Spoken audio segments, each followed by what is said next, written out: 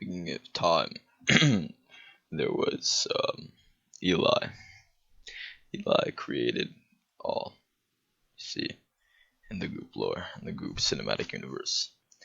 Eli created Five Tadic, created Kate, he created the Hamburglar, created Carl Heinz, Tom Nichols, Caden, all the main characters in the Goop lore, along with Gary Carver, and many more. And the shenanigans will be going on throughout time. The very beginning, time in the caveman era, as Five Tadic ordered cheeseburger hamburger at Wendy's and got the power, this ultimate power of getting good, discovered from taking one bite out of this scrumptious American cuisine at Wendy's. He then mastered the power of speed in Magic Sophisco, and then we advance into time, the time of Jesus, and Caden is secretly Judas and betrayed Jesus for a simple sliver of coins. And a burglary happens at a local hamburger place, also known as Wendy's, where the hamburglar strikes, and Eli discovers that the hamburglar is actually his father-in-law. Eli didn't marry, but was assigned a father-in-law, which happened to be the hamburglar, and they soon connected and found out that they were secretly related and had zero clue. And this all takes place in 1996. The robbery of Wendy's, and then after that we discover that Kate's power. Kate is a youthful creature. She never ages, yet never gets younger. She simply stays the same throughout the years, and her power of goodbye makes it so that anyone who hears this goodbye never leaves and is stuck in this trance until one frees them. Alas, Eli, Carl Heinz, or Tom Nichols. Carl Heinz is the father of Caden, and Caden is like it was like if Luke Skywalker and Darth Vader swapped roles, and the evil one was the son and the good one was the father. And Caden is an interesting creature since he likes to kill innocent creatures, known as rats. He's had a rat murdering obsession since he was born. The first thing he saw when he was born was a rat in his hospital room in the corner, and he cried so hard that its ears just shattered and died. And Kate's forever stuck in the last stage of grief, which explains why she says goodbye so much. And Caden and Eli used to be friends, but when Caden did not order the cheeseburger hamburger, he was sent into exile, which was quite an L, which goes on to the next story. L is one of the most strongest after Like You, which will go on after this. L is something you tell someone when they take quite a big L, and they you just have to say it, spam it, just anything. Whenever someone does something stupid, I'll ask Caden, something he does a lot, or Gabe, something he does a lot too. They need to be bombarded with L's. It's simply the Eli protocol. And the Like You consultant, which is, Like You, has been retconned. Like You is a big, strong man.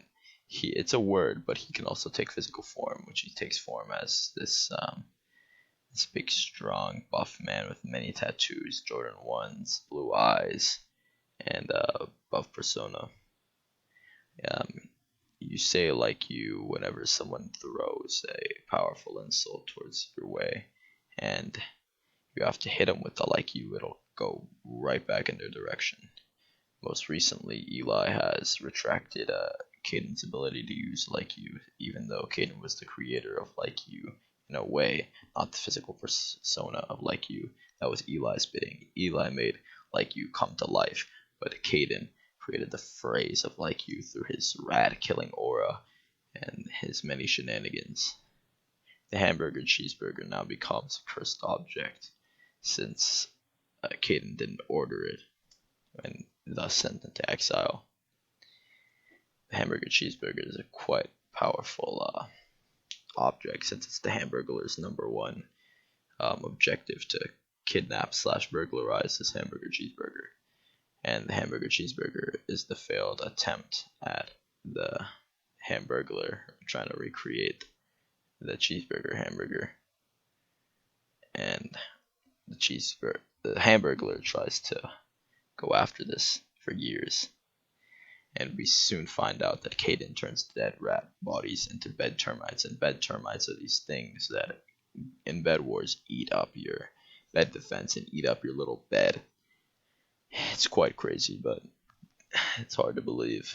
Then go to the year 2000, where Caden kills Uncle Ron. Caden's in disbelief and grief about this. He in denial, but we'll get to that later. Uncle Ron travels to Caden's house and is trying to give him some presents of some rats to kill. And these rats, Caden doesn't like rats, so he just wants to kill them. So he has Uncle Ron wait in his pumpkin garden, and Caden doesn't want anyone knowing that he's a rat murderer, so he murders Uncle Ron and feeds them to the pumpkins, so no one has any evidence on